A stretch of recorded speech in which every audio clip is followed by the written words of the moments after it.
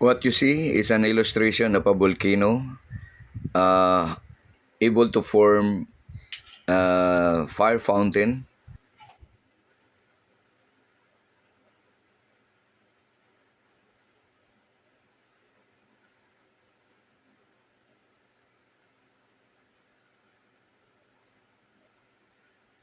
What you see is a lava sliding down from the crater. Lava is a molten rock extruded from the crater of the volcano.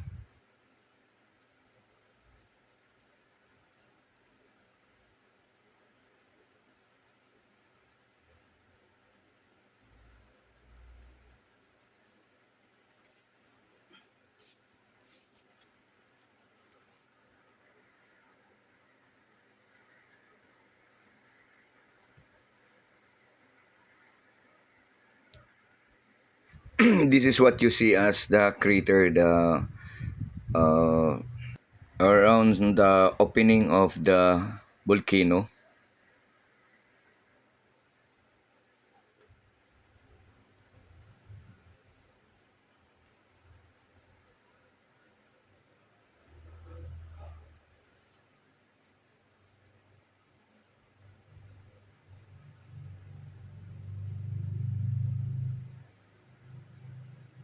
What you see is the magma inside the crater of the volcano.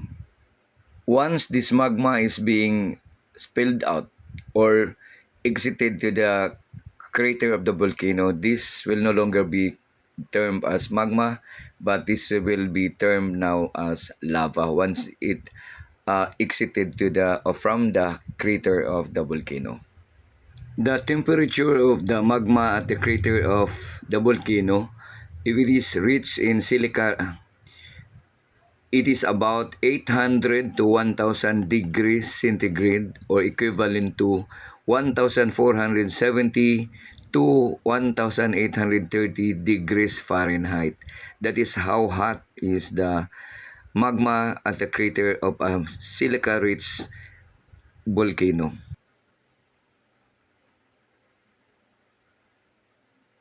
In this particular example, you see that there's water, so meaning this is an oceanic continental boundary.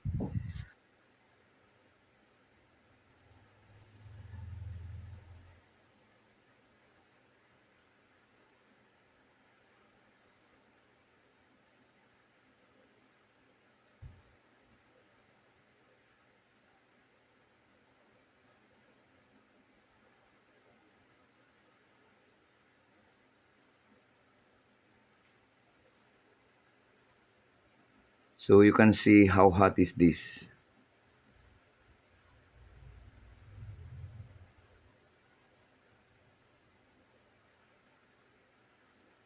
Now, you have to bear in mind that the magma that is that you see here is, if you dig it down, there is the magma that is coming from the mantle, which is the source of the molten lava, molten magma that you see in the earlier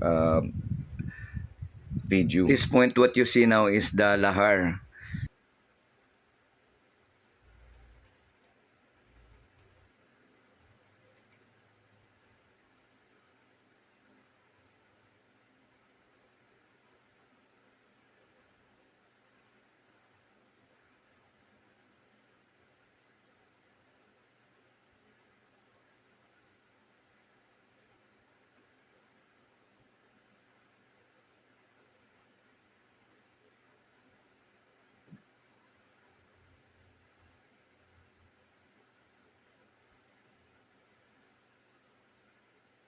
And what you see here is the magma that is found at the crater of the volcano.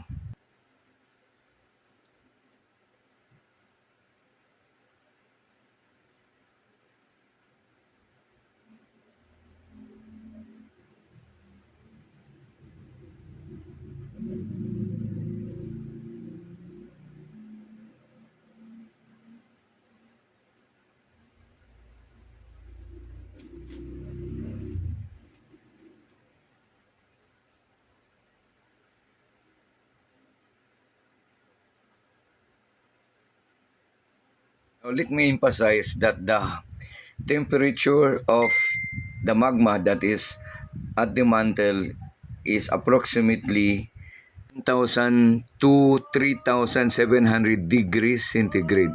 Also, the temperature of the earth as it goes to the bottom to the bottom of the core increases. Temperature increases with depth.